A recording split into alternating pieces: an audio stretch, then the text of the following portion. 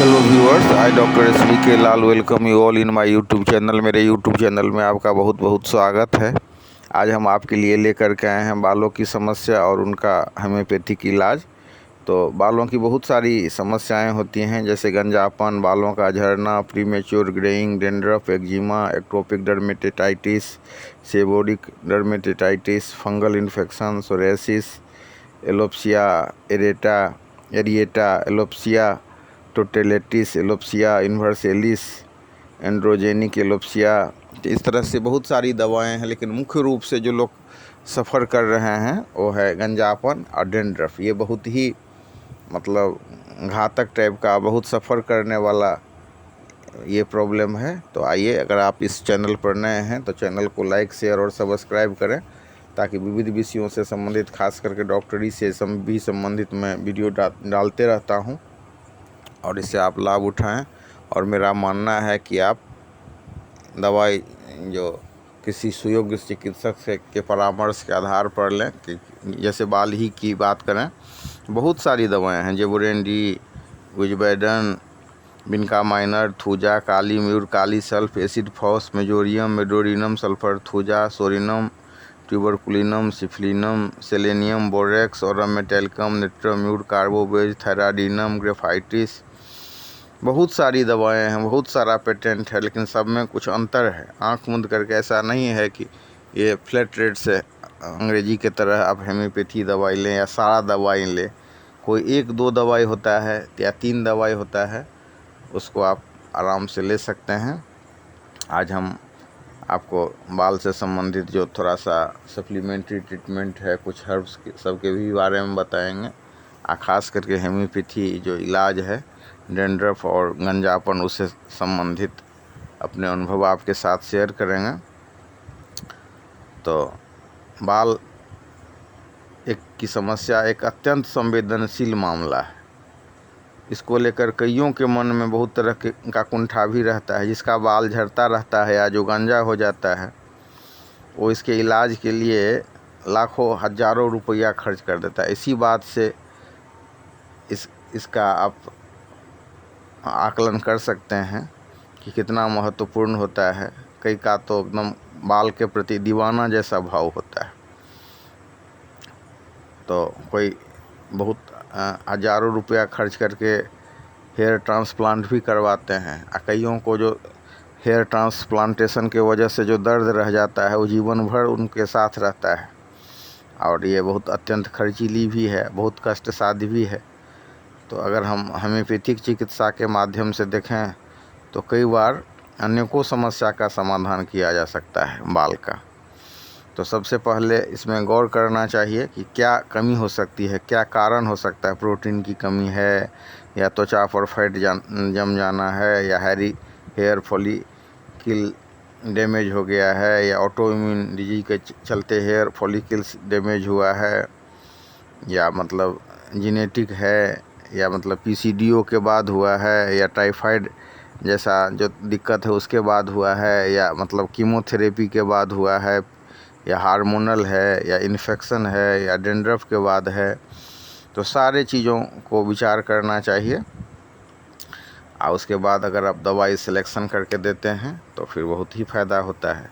अब मैं अपना अनुभव आपको सुना रहा हूँ कि एक आदमी आया मुझसे इलाज करवाने के लिए, और उसका बाल के गिरने से बहुत परेशान था। मैंने सिर्फ 2 दवाई उसको दिया। एक दवाई विजवेडन था, एक दवाई जेबुरेंडी था, नहीं 3 दवाई, एक एसिड फॉस भी था। जेबुरेंडी 30 सुबह शाम, एसिड फॉस 30 पावर में दोपहर रात, और विजवेडन 3 दिन पर एक खुराक मैंने उसको दिया। और इससे इतना मजबूत हो गया उसका बाल, जो 1 सप्ताह के बाद वो अपना बाल खींच करके दिखा रहा था कि देखिए सर, मेरा बाल कितना मजबूत हो गया। तो होम्योपैथी चिकित्सा के माध्यम से आप इलाज करा रहे हों तो केस को रिपोर्टराइज करवाएं और देखें, क्योंकि आप देखेंगे कि थोड़ा सा बारीक सिम्टम्स के हिसाब से दवा चेंज हो जाता है। अब जैसे जेबुरेंडी है, तो बाल झड़ने के मामले में तो जेबुरेंडी भी है, सेलेनियम भी है, फास्फोरस भी है। तो मैंने जेबुरेंडी ही क्यों दिया, उसके माथा पर बहुत पसीना जैसा अनुभव हो रहा था। अब पसीना में भी आप देखेंगे कई सारा मेडिसिन है जिसके में माथा पर पसीना है, तो आँख मूंद करके होम्योपैथी दवाई देना बहुत उचित नहीं है। दूसरी तरफ जो है, जैसे ऑटो इम्यून डिजीज डायग्नोसिस हुआ, उसमें अगर आप एलोपैथिक मेडिसिन ले रहे होते हैं तो ऐसा मेडिसिन दे देता है कि तत्कालिक तो आपको फ़ायदा होता है, लेकिन आपके शरीर का जो इम्यून सिस्टम है वो सदा के लिए कई बार डैमेज कर देता है। तो दूसरी तरह की बीमारी सब होने का भी चांसेज होता है। तो इम्पोर्टेंट ये है कि मतलब आप केस को रिपोर्टराइज करवाएं। कई बार आप देखेंगे कि चमत्कारिक और बहुत तेज़ी से फ़ायदा होता है, बशर्ते कि सिम्टम्स सही मिल जाए। तो सबसे पहले ये जज करना चाहिए कि ये सेबोरिक डर्मेटाइटिस है या मतलब एक्जिमा है या एक्टोपिक डर्मेटाइटिस है या फंगल इन्फेक्शन है या सोराइसिस है या जीनेटिक है। तो इन सारे बातों को ध्यान रखना चाहिए, फिर दवा का सिलेक्शन करना चाहिए। और उसके अलावा आप कुछ इसमें पेटेंट सब का भी सहारा ले सकते हैं, जैसे AC4 वैक्सन का पेटेंट है, बहुत अच्छी दवा है। R89 है, जर्मनी रेक्वेज की दवा है, ये भी बहुत प्रभावशाली दवा है। उसके अलावा भी बहुत स्केल्पटन है, और मतलब BNT का जो एंटी डेंड्रफ शैम्पू है, इस हिसाब से बहुत सारी दवाएं हैं। तो लक्षणानुसार इसका प्रयोग किया जा सकता है। अब थोड़ा सा ये एजुकेशन पर्पस से हम इस चीज़ पर थोड़ा सा प्रकाश डाल रहे हैं कि कैसे समझें कि सेबोरिक डर्मेटाइटिस है या मतलब एक्टोपिक डर्मेटाइटिस है या एक्जिमा है या फंगल इन्फेक्शन है। तो इस सब को जानने का कुछ सिम्टम्स है और उसके आधार पर ये डायग्नोसिस हो सकता है, और कभी कभी तो जांच की भी आवश्यकता पड़ जाती है। तो इस हिसाब से हम इसके जांच कर सकते हैं, डायग्नोसिस कर सकते हैं और फिर दवा को खोज सकते हैं। तो सबसे पहले देखिए कि क्या कारण हो सकता है। प्रोटीन की कमी है या मतलब जो कई बार हम देखते हैं कि ये मेलेसीजिया नाम का जो एक फंगस होता है उसके कारण भी हो जाता है, और कई बार वीक इम्यून सिस्टम के कारण हो जाता है, कई बार साफ़ सफाई नहीं रखने से होता है। तो इन सारे चीज़ों को हमें ध्यान में रखना चाहिए। अब आइए कुछ मेडिसिन सब पर चर्चा करते हैं, तब लास्ट में हम चर्चा करेंगे कुछ जो जड़ी बूटी का भी, और कुछ टिप्स भी आपको देंगे कि ये करके आराम से हम बाल झड़ने से बचा सकते हैं। अब इसमें देखना चाहिए कि कब बाल झड़ रहा है।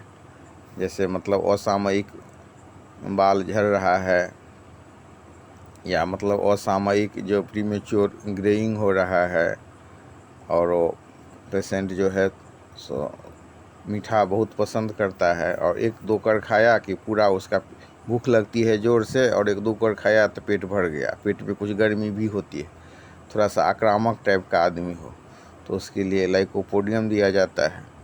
अब पहले बाल नहीं झड़ रहा था, कोई ऐसी लेडी जो प्रेग्नेंट होने के बाद उसका बहुत बाल झड़ने लगा, तो उसको हम नेट्राम्यूर दे सकते हैं और CPR भी दे सकते हैं।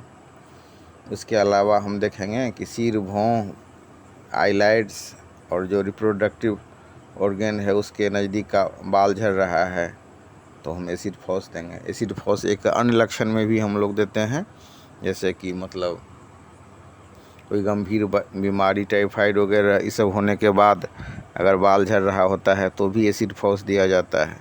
और मोटा थुलथुल सा आदमी हो और जिसके स्कल पर मतलब एकदम वाइट और सूखा पपड़ीदार रूसी हो तो उसमें हम थूजा देते हैं। और देखिएगा कि इतना ज़्यादा नोच रहा है कि नोचते नोचते खून निकल आ रहा है, तो फिर पपड़ी जैसी जम गई है। तो इस मामले में आप सेबोरिक डर्मेटाइटिस हो या मतलब सोरेसिस हो या मतलब डेंड्रफ हो, तो कोई भी मामला में जो एकदम पपड़ी जैसा पड़ जाए तो फिर आप उसमें मेजोरियम दीजिए, बहुत ही अच्छा फ़ायदा होगा, इचिंग भी हो। और इसका खासियत है शुरुआत में कम पावर से देना चाहिए, 30 पावर से देना चाहिए।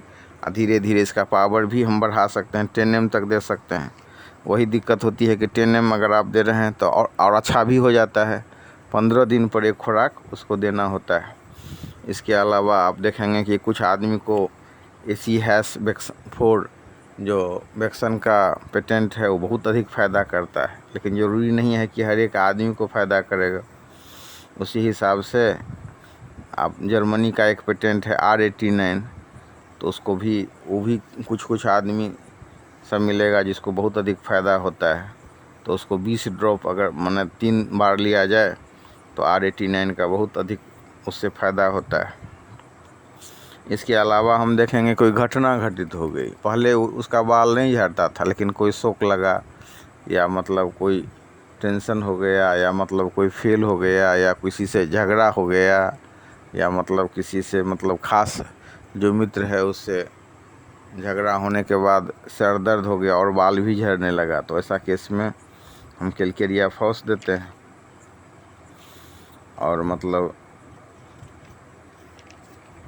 जो दूसरी दवा है, जैसे मतलब डेंड्रफ की बात करें तो बाल में अगर बहुत अधिक डेंड्रफ हो और डेंड्रफ का कलर अगर वाइट हो तो उसमें दवाई पड़ता है काली म्यूर। और काली म्यूर एक ऐसी दवा है जो antiviral, anti bacterial, anti fungal दवा होम्योपैथी में मानी जाती है। तो कई बार जो आप देखेंगे कि काली म्यूर को अगर उजला टाइप का मतलब ये है डेंड्रफ, तो उसमें हम बहुत आराम से काली म्यूर को दे सकते हैं। और अगर पीला रंग का डेंड्रफ हो तो काली सल्फ दे सकते हैं। और मतलब अगर समझ में नहीं आए कि कौन सी दवाई दें तो फिर आप काली म्यूर, नेट्रम्यूर और मतलब काली सल्फ तीनों मिला करके भी दे सकते हैं। लेकिन मतलब अगर लक्षण समुचित, इम्पोर्टेंट है कि हमको समुचित लक्षण पर विचार कर लेना चाहिए। जैसे काली म्यूर का पेशेंट होगा तो उसके साथ साथ 1-2 लक्षण और भी कंफर्म करने के लिए हम लोग देखते हैं। जैसे उसको थोड़ी सी सर्दी की शिकायत रहेगी, कमजोरी अनुभव होगा या एकदम कंस्टिपेशन होगा। उसी हिसाब से नेट्रम्यूर का जो पेशेंट होगा तो उसको मछली ज़्यादा पसंद होगा। उसके अलावा नमक खाने की इच्छा रहेगी, गर्दन उसकी लंबी रहेगी, दुबला सा चिड़चिड़ा आदमी रहेगा, बदला लेने की भावना रहेगी और मतलब डिक्टेटोरियल पर्सनैलिटी रहेगा।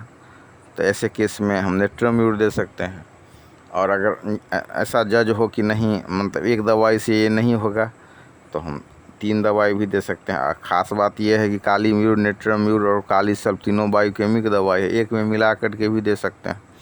तो देश काल परिस्थिति के हिसाब से ऐसा विवेचना करना है और let it be for your doctor. अपने डॉक्टर के लिए उसको छोड़ दीजिए, लेकिन मतलब पूरा डायग्नोसिस सही होना चाहिए। उसी हिसाब से हम देखेंगे कि मतलब भूरा टाइप का जो स्कल्प पर डिपॉजिट हो गया, उजला डिपॉजिट हो रहा है, तो आप काली म्यूर दे सकते हैं या फिर मेजोरियम दे सकते हैं। और अगर मतलब भूरा है तो डलका मारा दे सकते हैं।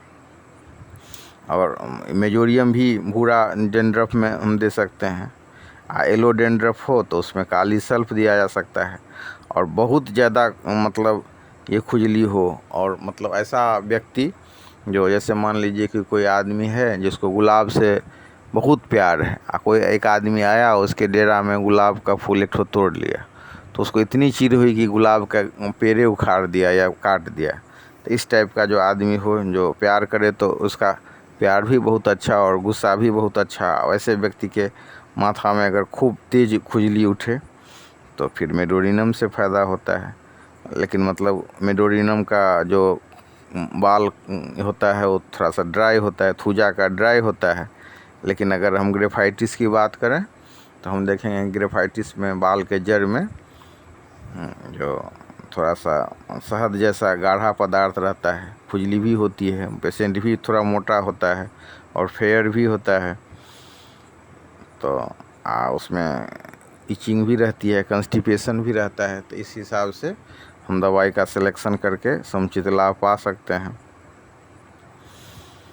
और ये अगर समुचित ढंग से हम ग्रेफाइटिस का यूज करें तो हम उससे एक्जिमा भी ठीक कर सकते हैं, सोराइसिस भी ठीक कर सकते हैं, सेबोरिक डर्मेटाइटिस भी कर सकते हैं, एक्टोपिक डर्मेटाइटिस भी कर सकते हैं। लेकिन इम्पोर्टेंट ये है कि मतलब ग्रेफाइटिस जैसी दवाएं बहुत साइड इफ़ेक्ट भी होता है और ये डीप एक्टिंग भी दवा है, तो इसको बार बार ये सब रिपीट करने वाली दवा नहीं है। जैसे हम काली म्यूर को रिपीट कर सकते हैं, नेट्राम्यूर को काली म्यूर के साथ चला करके रिपीट कर सकते हैं, लेकिन जब सल्फ़र जैसी दवाएं हैं, ग्रेफाइटिस जैसी दवाएं हैं, तो इसको हम मेडोडिनम जैसी दवाएं हैं, थूजा जैसी दवा है, तो इसका हम बार बार जल्दी जल्दी उपयोग नहीं कर सकते। और सबसे इम्पोर्टेंट होता है ये जज करना जो क्या कारण हो सकता है, तो उसी के अकॉर्डिंग दवा का सिलेक्शन होना चाहिए, उसी के हिसाब से कुछ पेटेंट सबका भी सिलेक्शन होना चाहिए। आप देखेंगे किसी को स्केल्पटन से फ़ायदा होता है, किसी को R89 से, किसी को AC-4 से, तो किसी को भी एंटी डेंड्रफ शैम्पू से। उसके अलावा बहुत ब्रांडेड भी दवाएं सब हैं, जैसे मतलब तेल हैं, जैसे अगर लगाना आप चाह रहे हो तो मोंटेना हेयर ऑयल लगा सकते हैं, या फिर जेबोरेंडी हेयर ऑयल लगा सकते हैं, या फिर अर्निका हेयर ऑयल लगा सकते हैं। अगर मतलब ये नहीं तो फिर उसके लिए कुछ फार्मूला सब भी है, जैसे मतलब नारियल तेल में या सरसों तेल में आप arnica Q, jaborandi Q, ceanothus Q, calendula Q और ओलियम सेंटलम क्यू, इसको सबको 15-15 ml करके 50 ml सरसों तेल या नारियल के साथ मिला लीजिए और रात में सोते समय मसाज कीजिए, तो बहुत ही अच्छा परिणाम आएगा। इसके अलावा हम देखेंगे कि एक केस आया था मेरे पास आज से तकरीबन 20 वर्ष पहले। उसमें पैच में बाल उड़ रहा था और मैंने देखा कि उसका टंग सिफिलिटिक है। उस केस में मैंने सिफलिनम उसको 1 सप्ताह पर 1 पावर में दिया लेने के लिए। उसके अलावा कुछ और भी दवाएं जैसे जेबोरेंडी और काली म्यूर दिया, तो 2 से 3 महीना होते होते उसका बाल आ गया। इस हिसाब से